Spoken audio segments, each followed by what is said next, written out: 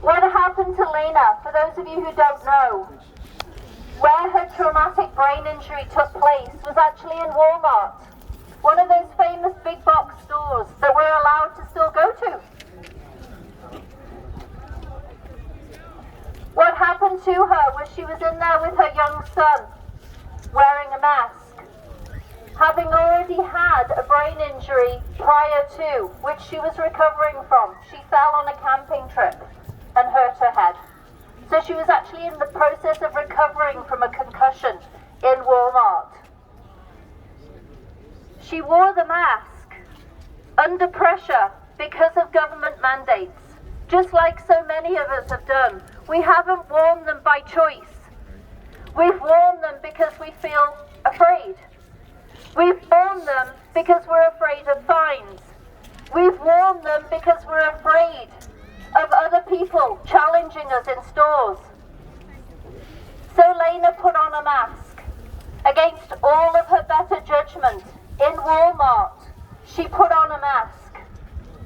She shopped in the store for an hour and she collapsed and started having seizures and hit her head, having already had a brain injury which she was recovering from 2 months prior. What you've just seen today is Lena Barr's injury from a concussion from wearing a mask. So for everybody here today who's standing not wearing a mask, please give yourself a round of applause.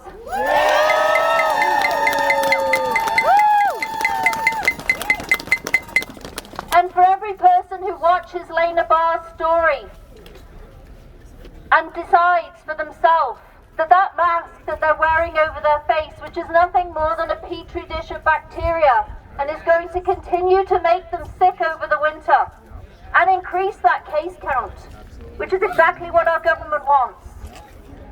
When you're wearing that mask, remember that. And if you decide, having watched the video of Lena and listened to what's been presented by mask experts, by doctors across the world who are speaking out, and if you take that mask off, everybody here right now, this cheer is for you.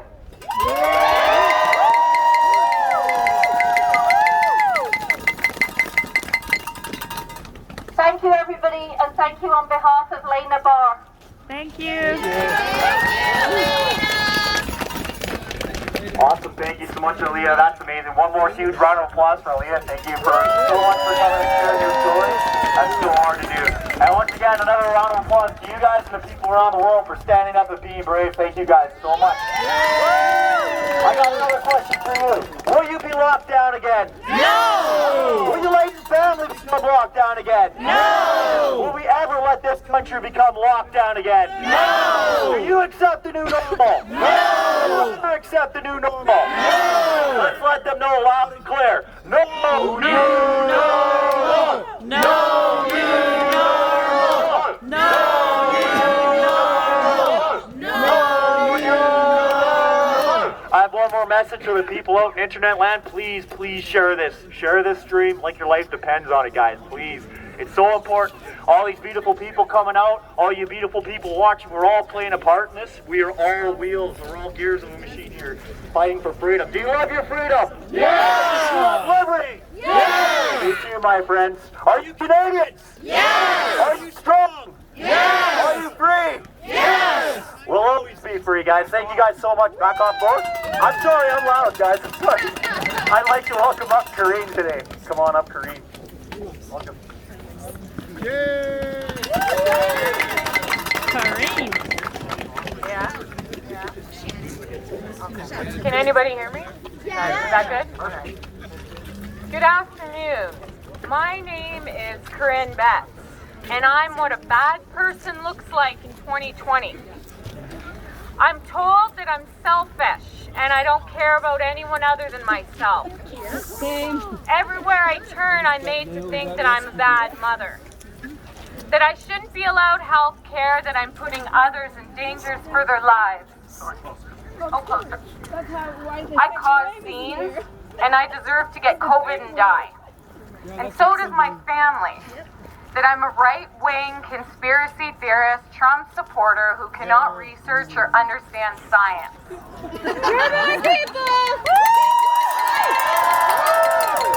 Some may even say that I'm a criminal. What are my crimes, you might ask? Well, 1, I let my children, ages 3 and 5, play outside of my home in the snow with 2 of their neighbor friends that were 2 and 3.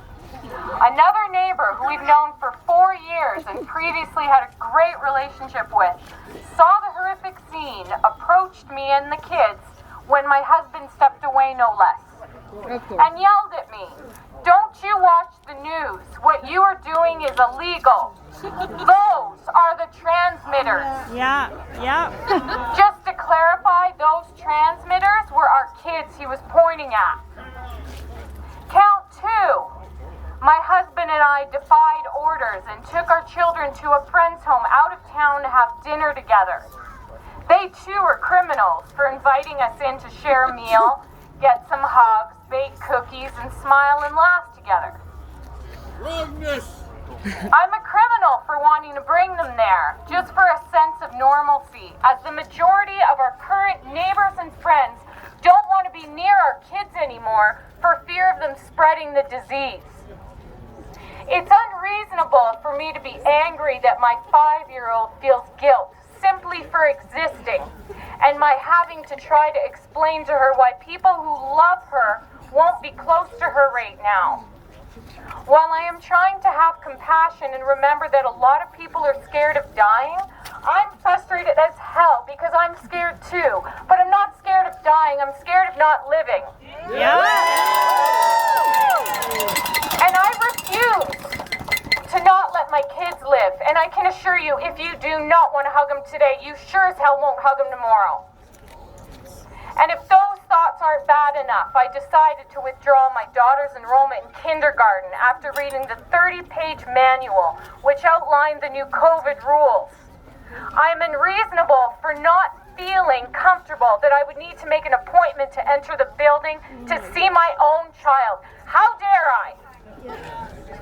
I just want attention. That's what this is really about. Because it's super fun standing at a protest on a Saturday expressing how fun and frustrated you are. Since April!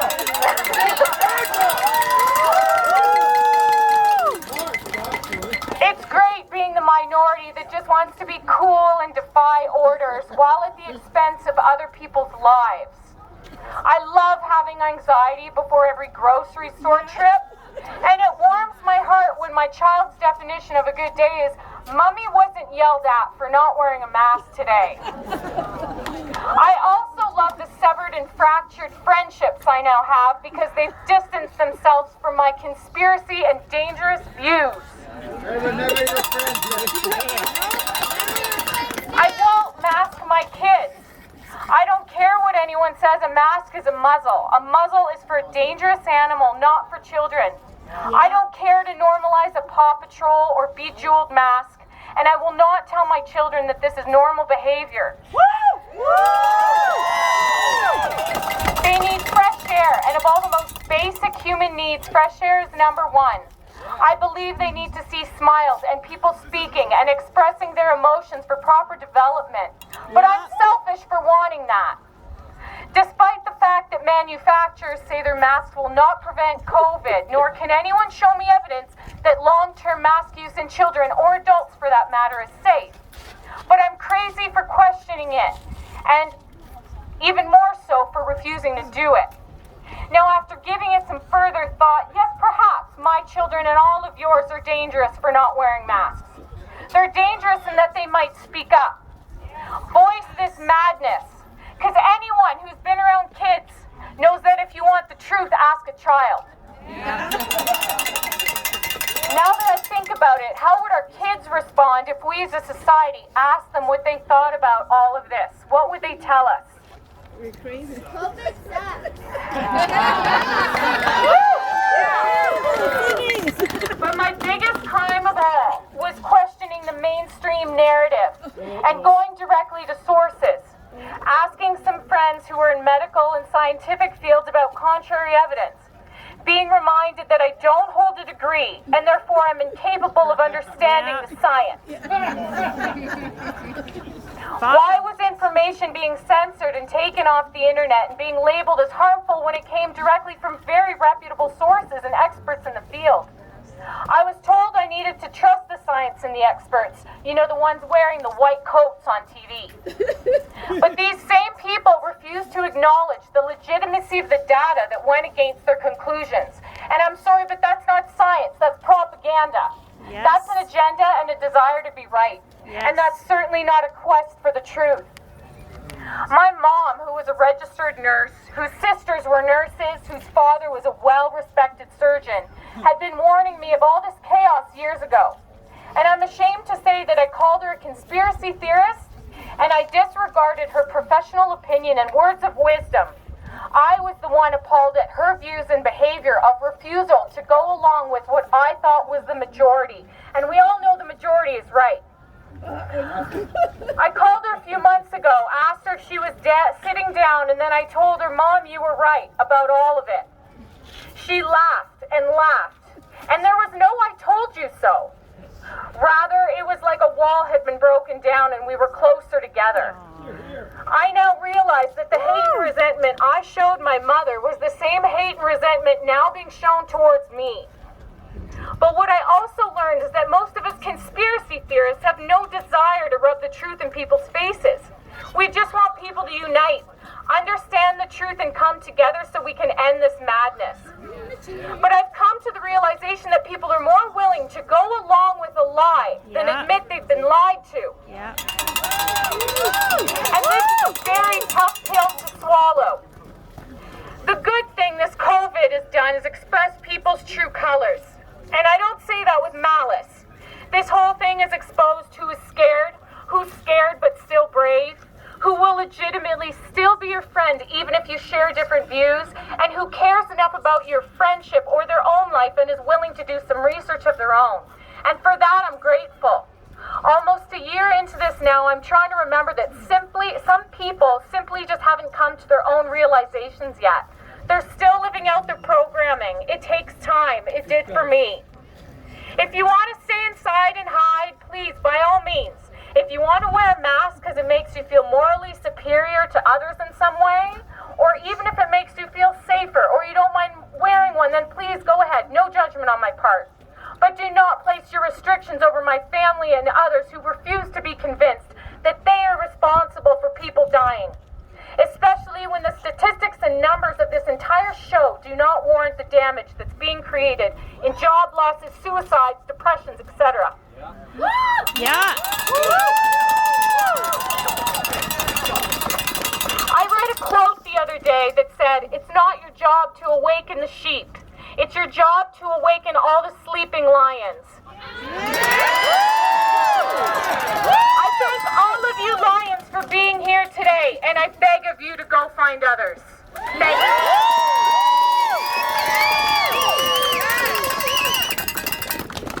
Good job. Awesome. Thank you, Corinne. Well